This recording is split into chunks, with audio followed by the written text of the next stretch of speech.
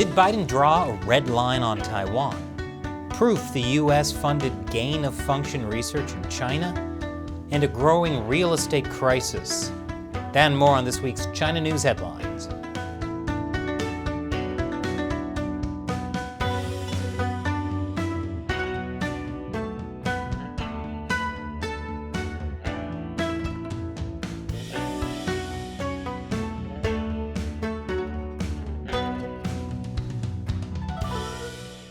Welcome to China Uncensored. I'm Chris Chappell. This episode is sponsored by Surfshark.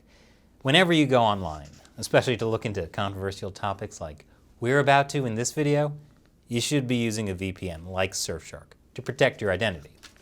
So, China has vowed to conquer Taiwan. They've been sending record numbers of warplanes towards the island nation. And the Chinese Communist Party has repeatedly said their rule over Taiwan is non-negotiable. So if China invades Taiwan, what will the U.S. do about it? The Chinese Communist Party is hoping it will be nothing. And they've been waging a propaganda campaign to convince Taiwan that the U.S. will abandon them. And so Taiwan should just give up now. Chinese state-run media say the botched Afghanistan pullout was proof America cannot support Taiwan. It would be great if President Biden could offer some clear, definitive words of support for Taiwan. China just tested a hypersonic missile. What will you do to keep up with them militarily, and can you vow to protect Taiwan? Yes and yes. Wait, what? Did Biden just say the U.S. will defend Taiwan from Chinese attack?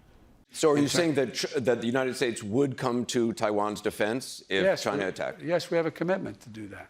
This is incredible. I mean, that's pretty clear. This is unprecedented. The U.S. has always made its official position on Taiwan ambiguous, but you can't get any clearer than a straightforward yes. Surely this wasn't some kind of off-the-cuff remark that will be immediately contradicted. Well, there has been no shift. The president was not announcing any change in our policy, nor has he made a decision to change our policy. There is no change in our policy. Oh, so much for that.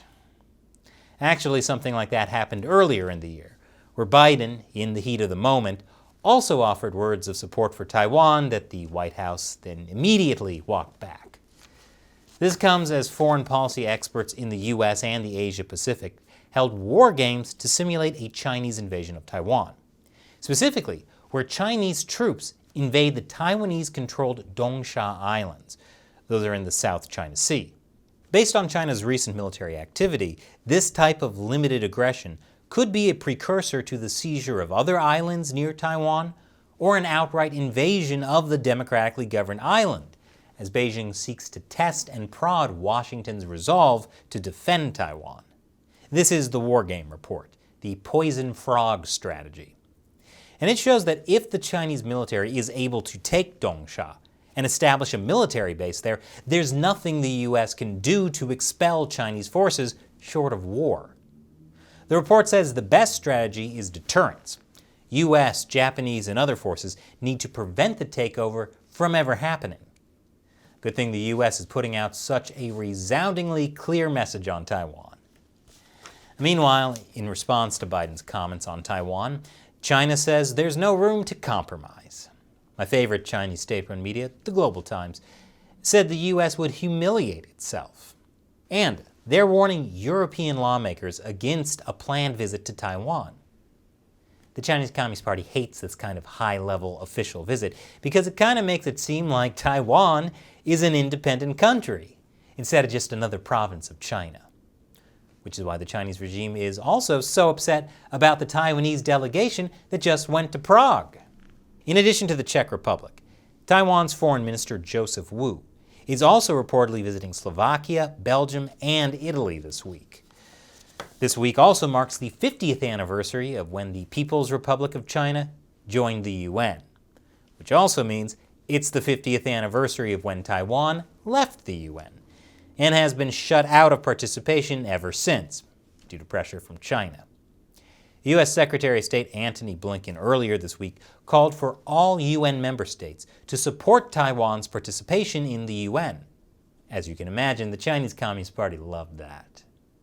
But as long as we're talking about sending mixed messages, the party takes the cake.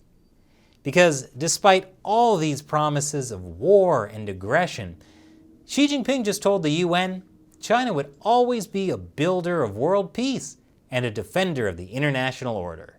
Unless, of course, Taiwan joins the UN, which it has absolutely no right to do.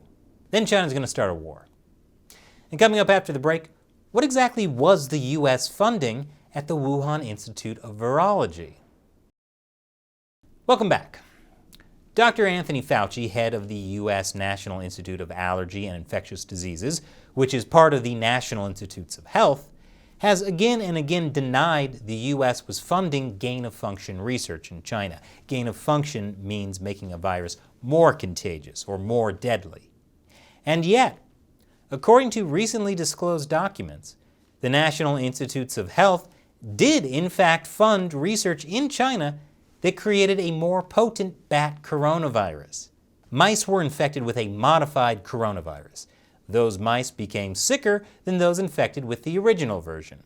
To be clear, the document says this modified coronavirus is genetically very distant from SARS-CoV-2, the one that became our beloved global pandemic. But the experiment was funded by the US government, and it was conducted at the Wuhan Institute of Virology, where many believe SARS-CoV-2 may have leaked from.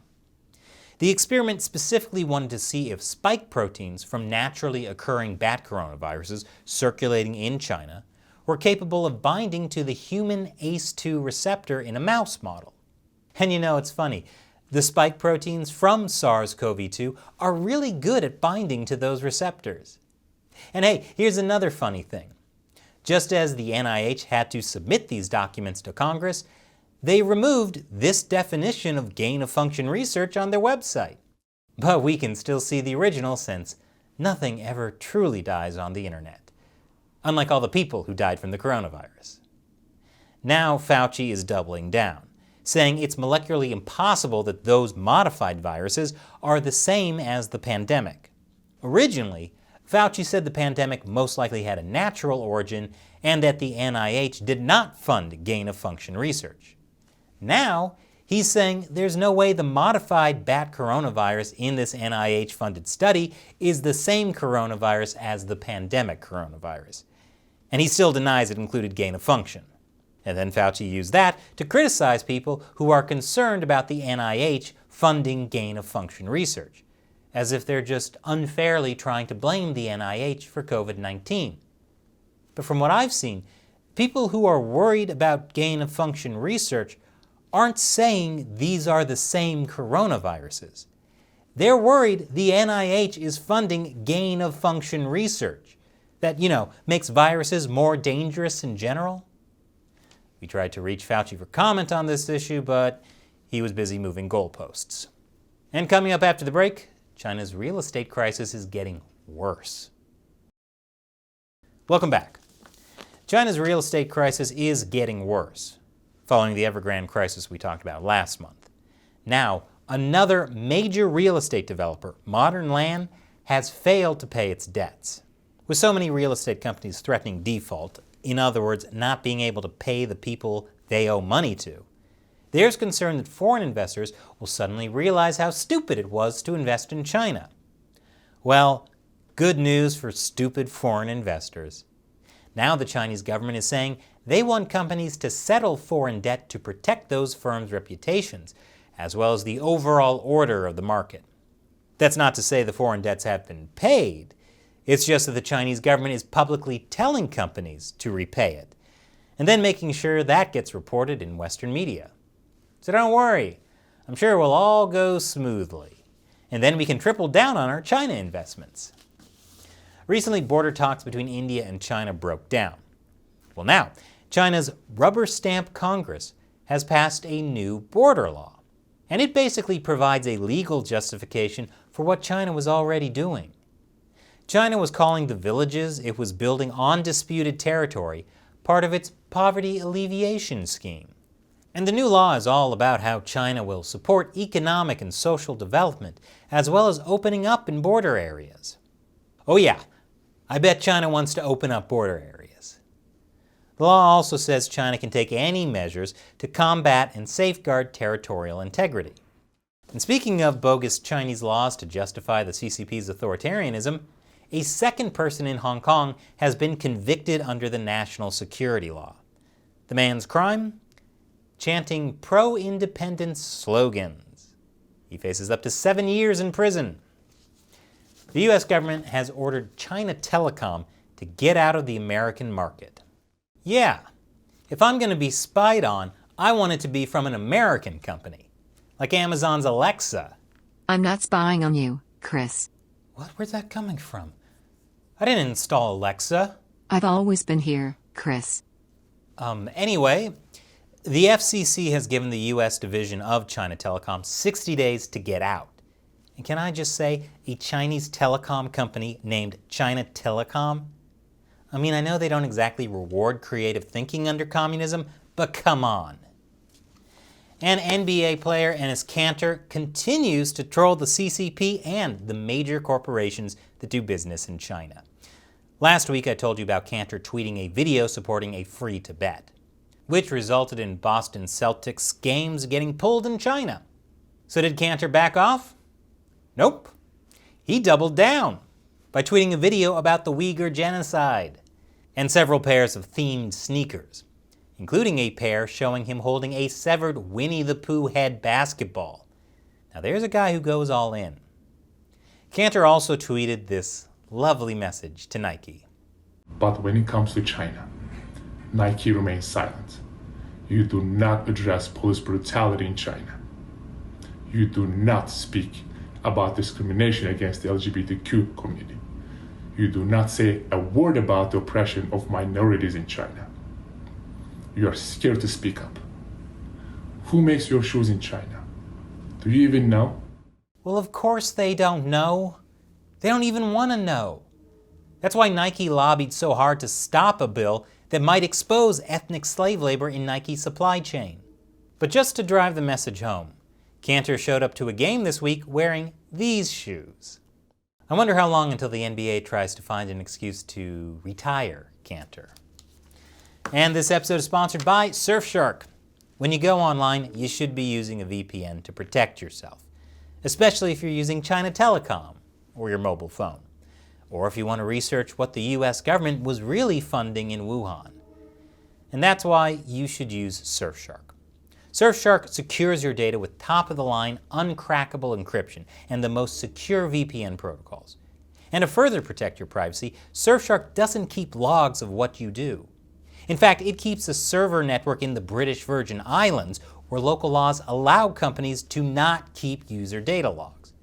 And with one account, you can use Surfshark on your phone, your laptop, and on as many other devices as you want. So try it out with our special deal that includes 83% off a 2-year plan plus 3 extra months for free. Go to surfshark.com/uncensored and use the code uncensored to get their special deal that includes 3 extra months for free. Use the link in the description below. Once again, I'm Chris Chappell. Thanks for watching China Uncensored.